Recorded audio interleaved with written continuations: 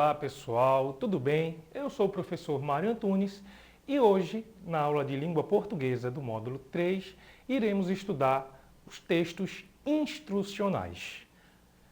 Vocês já ouviram... antes de qualquer coisa, gostaria de relembrar o nosso desafio da aula anterior. Eu pedi para que vocês produzissem uma carta pessoal levando em consideração tudo que nós havíamos estudado naquela aula. Eu falei para vocês que essa produção textual, ela se referia, ela tinha como finalidade vocês produzirem uma carta pessoal para participar do concurso sobre o centenário de Paulo Freire. Eu espero que vocês tenham conseguido fazer esse texto com êxito. Então vamos agora à nossa aula de hoje. Como eu falei, texto instrucional. Alguém sabe o que é um texto instrucional? Pelo nome instrucional, a gente já pode deduzir que é instrução. O que é instruir? Instruir é ensinar, indicar um processo para que alguém faça alguma coisa. Vejamos alguns exemplos. Os mais comuns que nós temos são as receitas culinárias. Com certeza as donas de casa conhecem bem esse gênero textual, receita. A receita ela serve para indicar o passo a passo de como nós devemos proceder, quais elementos nós devemos utilizar para fazer uma determinada refeição. Então é um texto instrucional porque ele dá instruções, ele orienta, ele ensina, ele guia o leitor a atingir determinado objetivo. Um outro exemplo é uma bula de remédio. Essa talvez nós até utilizemos menos do que a própria receita. Por quê? Porque a bula de remédio ela também possui alguns termos técnicos. Mas no mais, a bula de remédio também serve para orientar o paciente, a pessoa, a forma adequada de utilizar determinada medicação. Justamente naquele ponto da receita que a gente chama de posologia, que é a dosagem e a forma que se utiliza, a forma que a gente toma determinada medicação. Um outro exemplo seria o manual de usuário. Quando você compra uma TV, por exemplo, para sua casa, essa TV deve provavelmente vir com um manual. Esse manual ele mostra a descrição daquele produto e indica e orienta a melhor forma e a maneira adequada de utilizar aquele produto. Então vejam, todos os três exemplos que eu acabei de dar sempre são textos que servem para ensinar você a fazer algo, indicar como fazer algo. E isso a gente chama de textos instrucionais. Dando sequência, o texto instrucional, que também é chamado de texto injuntivo, temos esses dois nomes, textos instrucionais ou injuntivos. É a mesma coisa. Ele sempre está pautado na explicação e no método para que a gente consiga fazer algo de forma adequada. Então, ele indica o procedimento adequado, o procedimento correto, para que nós realizemos determinada ação. No caso da receita, para que nós façamos a refeição, a alimentação. No caso da bula, a forma correta de nós tomarmos um remédio. E no caso do manual de instruções, de um aparelho, por exemplo, como utilizar este aparelho. Com isso, a função do texto instrucional é transmitir para o leitor mais do que simples informações. Visa, sobretudo, instruir, explicar, mas sem a finalidade de convencê-lo por meio de argumentos. Vejam que no caso do texto instrucional não existe uma argumentação, não existe um ponto onde nós somos obrigados, por exemplo, a dizer os motivos de que você tem que fazer aquilo. Na verdade, apenas indica-se que você tem que fazer aquilo. Ok? Leva-se a você chegar a um determinado resultado. Esses textos, né, eles incitam essas ações, no caso, aos seus destinatários, aos seus interlocutores. Dando sequência, quanto aos recursos linguísticos, vale salientar que a principal característica de um gênero instrucional é a presença do verbo no imperativo. Okay? O modo imperativo é aquele modo que indica ordem, que manda você fazer algo, como nós temos aqui nesses exemplos. Na receita de bolo, misture todos os ingredientes. O verbo misturar, em misture, ele dá um comando para você. Ele diz, faça isto. Ele dá uma ordem, misture. Na bula de remédio, tome 2 cápsulas por dia. O verbo tomar faz a mesma coisa, né? Indica a ação que tem que ser efetuada. Ordena essa ação. Já no manual de instruções, aperte a tecla amarela. De novo, temos um verbo no imperativo. Tá? Aperte, mandando a gente fazer uma ação. Eu coloquei aqui para vocês que o verbo no imperativo, ele indica uma ordem, tá? Porque, no caso, é o assunto que nós estamos tratando hoje, que são dos textos instrucionais. Mas vale ressaltar que os verbos no imperativo, eles não só indicam ordens. De acordo com um contexto, ele pode indicar um pedido, ele pode indicar um conselho e assim por diante. Tá? Em outra aula a gente vê essa situação, mas essas outras situações.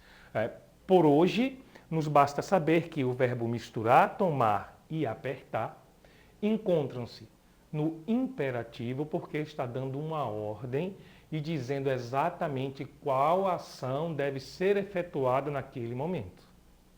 Tudo bem?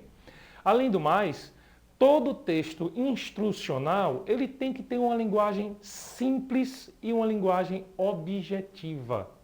Por quê? Se eu coloco um texto com uma linguagem mais rebuscada, com palavras mais difíceis, ou com palavras com sentido conotativo, né, que nós já vimos na aula passada, sentido figurado, esses termos, essas expressões podem causar dúvidas no nosso leitor. Imaginem que a senhora dona de casa pega uma receita de um bolo, chega lá na receita está escrito, coloca um pouco de farinha de trigo. Tá. O que danado é um pouco de farinha de trigo? Um pouco para mim pode não ser para você. Não é isso? Então, a linguagem expressa nestes textos, nos textos instrucionais, tem que ser objetiva, direta e clara. Então, em vez de eu dizer um pouco de farinha de trigo, eu deveria colocar, bote 2 xícaras de farinha de trigo. Um exemplo. Ok? Continuando. Pois bem, temos aqui uma receita de panqueca. Panqueca simples. Este texto instrucional, né, receita, ele tem essa característica bem definida. Ele é dividido em, no mínimo, 2 partes. No mínimo, porque em algumas receitas, no final, a gente encontra rendimento ou algumas sugestões de variações. Okay? Nesse caso, nós temos uma primeira parte, né, com os ingredientes. Um ovo, uma xícara de farinha de trigo, uma xícara de leite, uma pitada de sal e uma colher de sopa de óleo. Verifiquem, como eu falei lá no exemplo anteriormente, né, da quantidade das coisas que tem que estar exata, tem que aparecer de forma clara. Um ovo, uma xícara de farinha de trigo, uma xícara de leite, uma pitada de sal e uma colher de sopa de óleo. Na segunda parte de nossa receita, nós temos o modo de preparo. Okay? Esse modo de preparo ele pode vir de várias formas diferentes. Ele pode aparecer como se fosse um texto único, que é o nosso caso aqui, e pode aparecer por tópicos também. Primeiro, segundo, terceiro. Então, vamos ver. Bata todos os ingredientes no liquidificador. Vejam, observem, que já na primeira oração nós já temos o verbo bater no imperativo, bata. Isso aí, como a gente já havia falado, é indicar, é dar uma instrução, dizer exatamente qual é a ação que deverá ser efetuada pelo leitor, pelo receptor do texto. A seguir, aqueça uma frigideira untada com um fio de óleo em fogo baixo. Em fogo baixo. Aqueça, novamente, modo imperativo. Coloque um pouco de massa na frigideira, não muito quente, e esparrame de modo a cobrir todo o fundo e ficar só uma camada fina de massa. Coloque. Novamente, a oração, o período, começa com um verbo no imperativo, mandando você fazer algo. Deixe igualar os dois lados, até que fiquem levemente douradas. Deixem igualar. Retire com a espátula e sirva com o recheio de sua preferência. Ok? Então aqui vocês estão vendo uma estrutura de uma receita simples, de uma receita básica, com todos aqueles elementos que eu falei para vocês anteriormente. E no caso dessa receita, nós temos aqui embaixo também a sugestão de recheio. Né? Carne moída, queijo, geleia, são sugestões que em alguns tipos de receitas nós encontramos. Como também podemos encontrar aqui rendimento.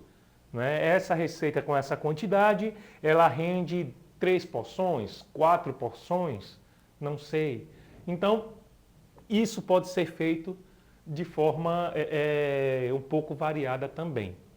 Desde que ensine bem, né? Que demonstre, que mostre o caminho para que nós possamos atingir nossos objetivos. Por isso que isso aqui a gente classifica como um gênero textual instrucional. Próximo exemplo é um recorte, na verdade, não é, de uma bula de remédio. Okay? A bula também ela possui características próprias, como eu já havia dito para vocês. Não é? Essa bula aqui, ela pertence a um remédio chamado nimecina, né, que é sulfato de neomicina. Toda bula de remédio ela sempre vem qual é o uso primeiro. Neste caso, temos o uso adulto e pediátrico. Ou seja, tanto adultos quanto crianças poderiam tomar esta medicação. Okay? A composição da droga, que está aqui embaixo, informações ao paciente. Essas informações ao paciente são as recomendações de como você deve tratar com esta medicação. Como, por exemplo, conservar o produto em local fresco, protegido da luz, da umidade e assim por diante. Né? A receita ela vai seguir, depois vemos as informações técnicas, após isso nós teríamos contraindicações, indicações, posologias e assim por diante. Também são textos que vocês com certeza já viram na casa de vocês e que vocês precisam saber que eles servem para instruir. Por isso são chamados de textos instrucionais ou injutivos. E por último, pessoal, eu gostaria de deixar um desafio para a nossa aula de hoje. Ok? Que tal você escrever uma receita com os itens que você tem na sua casa? Sejam criativos, façam uma receita, escolham algo que vocês gostam, escrevam, transcrevam isso daí e depois leve para a aula lá na sua escola para mostrar ao seu professor. E até a próxima aula.